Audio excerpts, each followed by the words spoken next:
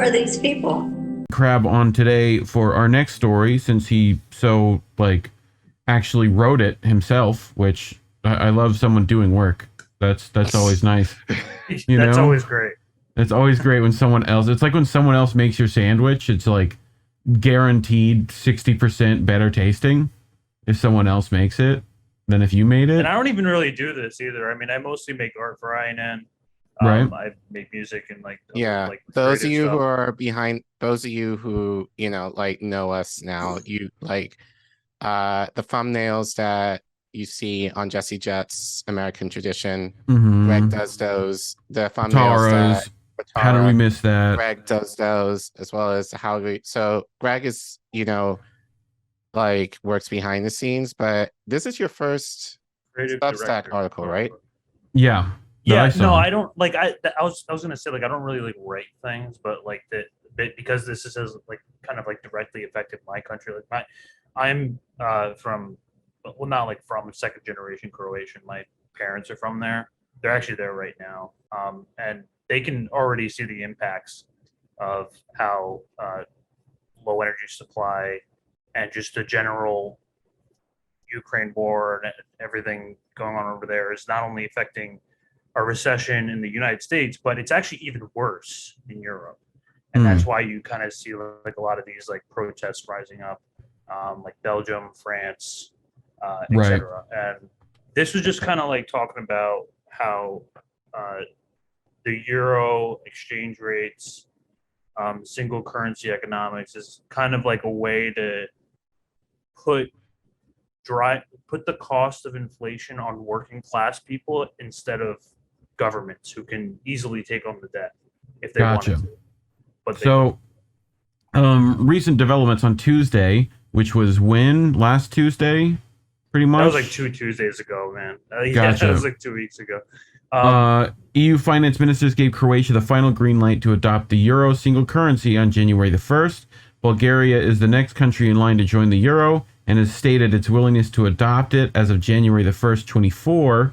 EU Commission Executive Vice President Valdis Dombrovskis insists that joining the euro will bring tangible economic benefits for Croatia. He further adds that using the euro will make it easier and more attractive to invest in your country. It will lower barriers for businesses and remove currency exchange costs. However, many Croatians, such as myself, are apprehensive about the euro's arrival.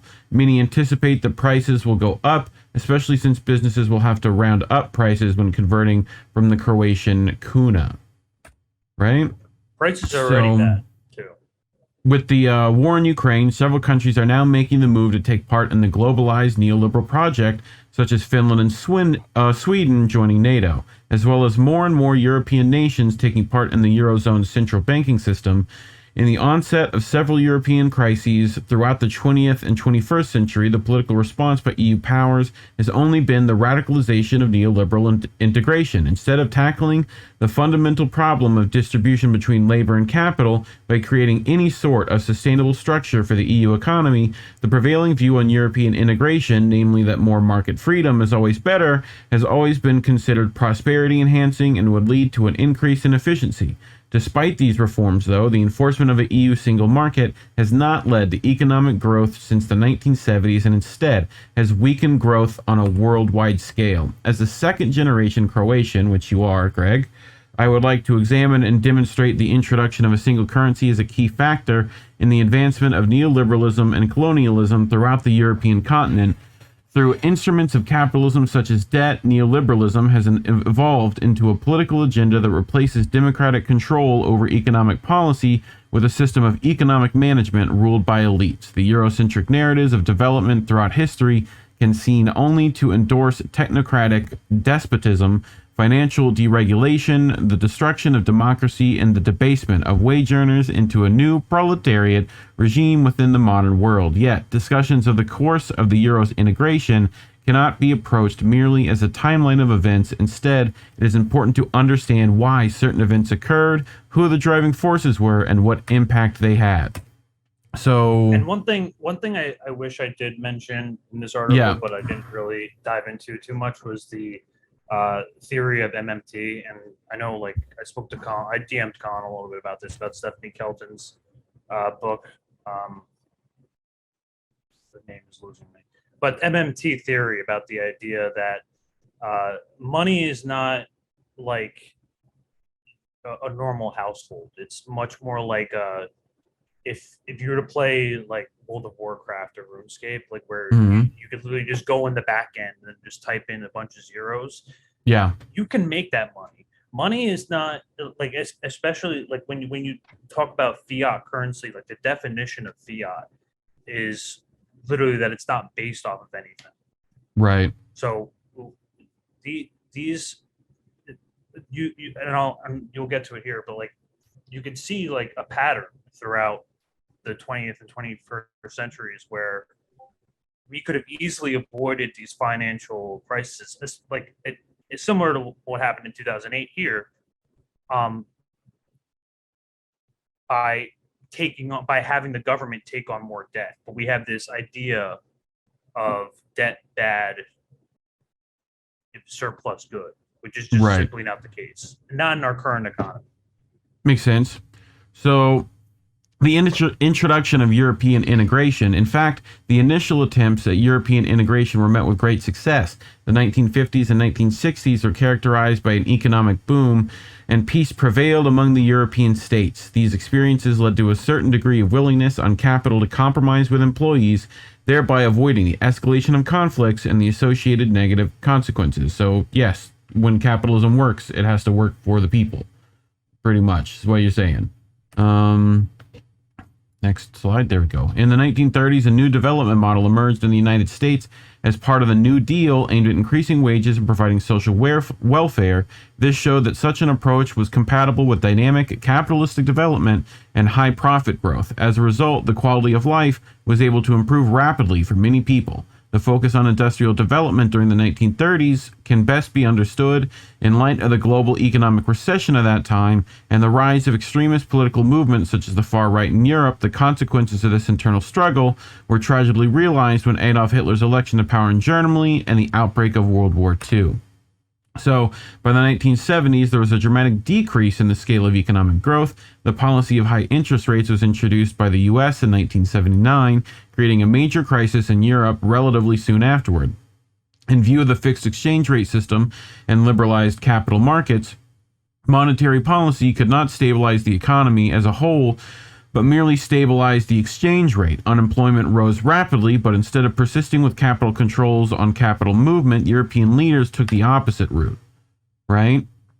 So, yeah, I mean, pretty much capitalism as it was running caused those things.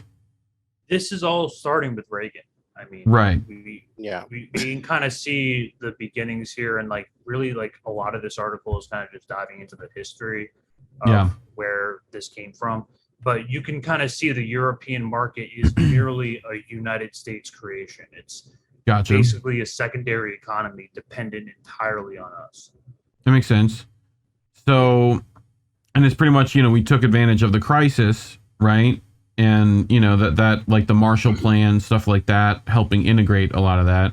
So, as a key victorious power of the Second World War, the United States was anxious to establish functional capitalist structures in Western Europe. Concrete measures included the Marshall Plan and the establishment of a stable international financial order. The Bretton Woods system, within it, post-war Europe was crafted to remove trade barriers between European neighbors, as well as foster commerce between those countries and America. In addition to helping to reconstruct Europe, one of the stated goals of the Marshall Plan was to halt the spread of communism on the continent.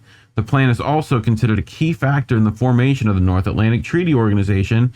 It's also worth noting that the Central Intelligence Agency received 5% of the funds allocated under the Marshall Plan. These funds were then used to establish front businesses in several European countries, some of which were designed to further American interests, and others that may have had even more nefarious purposes. The CIA had financed an anti-communist insurgency in Ukraine, which was a Soviet satellite state at the time. Interesting enough how that parallels some stuff now. You could see right after World War II, Europe was in the midst of destruction, and you can kind of see where this is headed. The Marshall Plan, quote unquote, was supposed to help Europe rebuild its economy, but instead it was really just a matter of us trying to stop communism as much as possible. Right. Because Like old- the idea was to have like a more communal based economy, but the United States can't have that because Yes. we're king capitalists over here. So, as Chomsky once described, the extension of the Marshall Plan aid in countries like France and Italy was strictly contingent on exclusion of communists, including major elements of the anti-fascist resistance and labor. From the government, democracy, in the usual sense, U.S. aid was critically important in early years for suffering people in Europe and was therefore a powerful lever of control. A matter of much significance for U.S. business interests and longer-term planning, the fear in Washington was that the communist left would emerge victorious in Italy and France without massive financial assistance. So, in Activism's Munich series, Re-Examining History, an interview with Noam Chomsky further reveals the United States' effort to establish an economic world order and restore radical conservative policy to create a massive U.S.-dependent economy and destroy any and all social reform or anti-fascist resistance, offer in favor of Nazi and fascist collaborators. Most of the Marshall Plan money actually was transferred from one bank to another. In the United States, there was a big problem at that time, a major problem of industrial overproduction. The U.S. had a big service of industrial production, and the world just didn't have markets. The world was virtually devastated by the war, so part of the attempt to create markets for U.S. excess production, ensuring that the former colonial areas would provide dollars to Europe so they could purchase U.S. industrial production, called triangular trade programs. Another was the Marshall Plan, which did provide funding to purchase American exports. In the course of it, Europe did develop. Incidentally, I think about probably $2 billion of the $13 billion went for oil imports. That was part of the U.S. effort to turn Europe into an oil-dependent economy. The United States controlled the oil. Europe had coal, not oil. Same in Japan.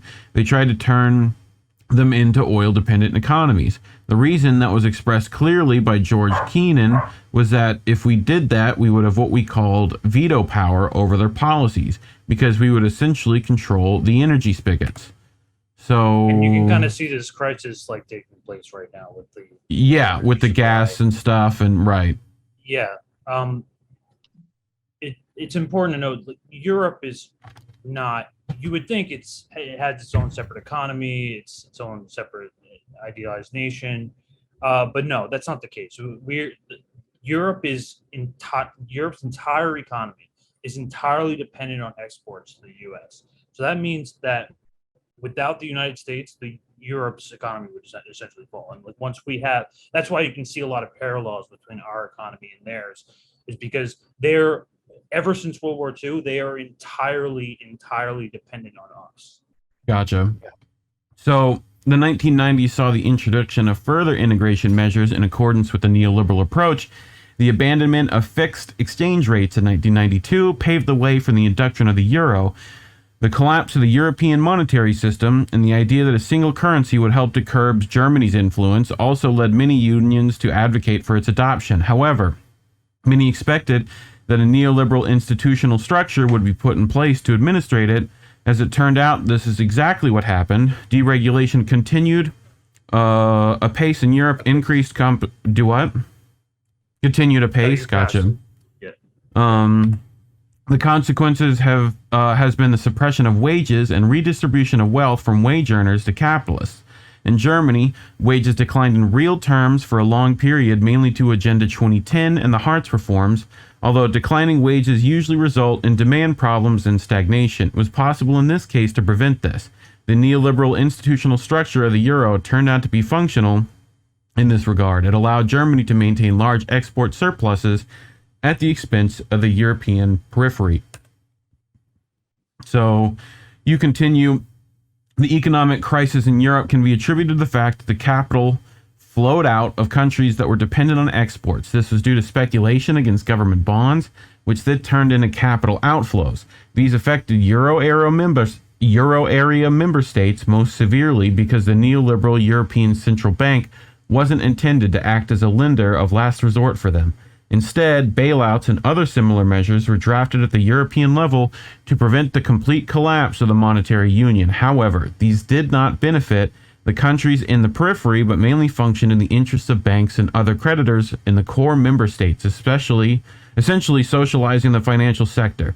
The costs were borne by countries such as Greece and Spain, who were forced to introduce austerity policies, which have led to dramatic cuts in wages and benefits for their citizens. At the same time, labor markets have been liberalized to favor employers over employees and have reduced competition for jobs. So they had like a super 2008. Like Obama, you know how he responded to the financial crisis. He bailed out all the banks. Europe did the same exact thing, except this affects, since they're all bonded by one single currency, this affects workers on an entire continent scale. Gotcha. You're having costs borne on countries like Greece, like I mentioned here, Greece and Spain, who are entirely dependent on the European central economy, and they're not bailing these countries out; they're giving it to the banks. Yeah. So the costs are essentially borne on wage earners and workers who have to basically sacrifice benefits and pay and jobs in order to essentially just socialize the banking system. Socialism for the rich. Pretty much, as always. Yeah. So you have some takeaways a little bit. So the European monetary integration has taken away the ability of nations to devalue their currency in a time of economic turmoil. This has led to a conservative package of austerity measures being put into place, essentially what conservative economists have recommended since the 1930s. The policy response has been orthodox packages of austerity and downward pressure on wages. These measures have intensified social conflict in Europe and still haven't addressed the root causes of economic decline. The reluctance of the European Commission and ECB to utilize labor flexibility is indicative of their class bias. Moreover, this rigid approach has been integral to the EU's policy package in the face of macroeconomic volatility, right? The euro area, that still gets me, does not have many options when it comes to policy when faced with external shocks. Other than wage adjustments, there are little to no solutions left. It's not your fault, it's just words. You know, English language is terrible. Euro area. The euro area. Like, it's like, that's, I feel like Anchorman doing like the vocal exercises, you know? Yeah.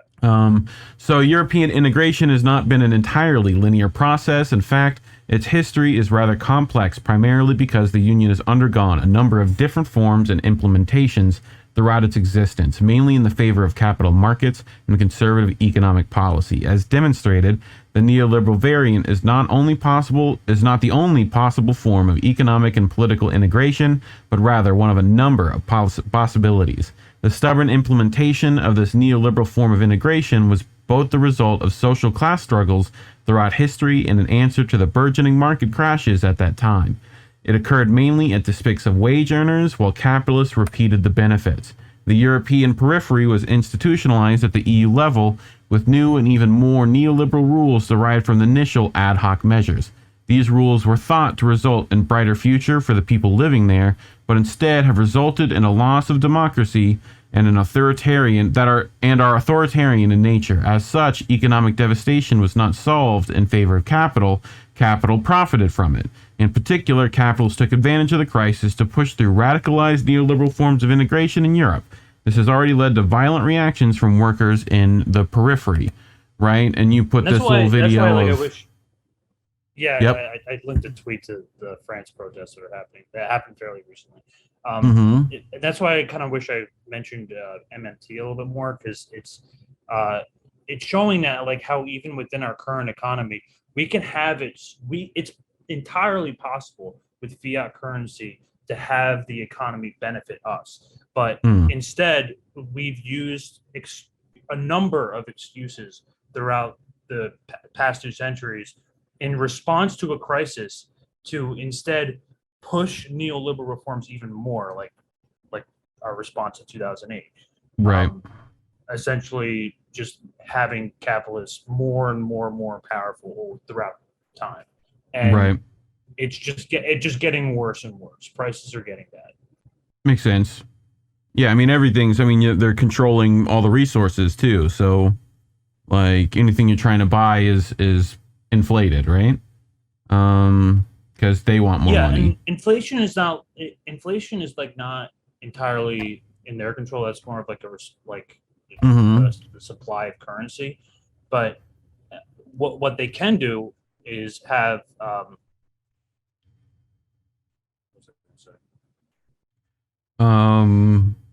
stuff about inflation, that it's not necessarily. Go ahead. It's more of like a contradiction of neoliberalism. I feel you. Later. So the problems of the neoliberal economic policy and European integration have never been more apparent, yet more and more countries are joining the EU single market, further weakening the economic growth of these countries at the expense of wage earners and the working class. As a result, contradictions of neoliberalism, as well as the economic conditions of the EU, are only getting worse and worse as time goes on. And I think that's the end of your article, right? Yeah. Yeah, that's it. You see protests in France. They're actually burning shit down. They have a radically different response than what the U.S. has had the past couple decades. Well, I think partially because Europe is in and of itself a much more populated, like more densely populated to me than like America is, just because of the size of the country we have, right? Like there's a lot of space in general. No. Whereas like no, I would argue no. I think you might. I think maybe in terms of surface area, you might think so, but yeah, I would argue that like it does have to do a lot with culture, though, too. Yeah, just the way that we treat politics and how it's kind of like politics is almost like entertainment here in the United States. Over there, they like take it pretty. I mean, even in countries outside of Europe and the West in general, you would see Sri Lanka. Their response to economic turmoil and lower quality of life is radically different than what the U.S. can ever even imagine at this point in time. Johnny Axam, the point is that there is no fiscal constraint on how the EU can spend. It's all political, just like in the U.S. The euro makes it worse for each country. Yeah, because then they all have to like be on board, right? Yeah. And there's this whole Western idea. I mean, you could see that's why I mentioned the Finland and Sweden joining NATO. I think like this Ukraine war crisis kind of is just like pushing more and more countries towards the West. Yeah. And it's really just a death trap because there's supposed economic benefits supposed to be good for the economy, but really it just fucks you over in the long run. It makes you entirely dependent on the United States. Right.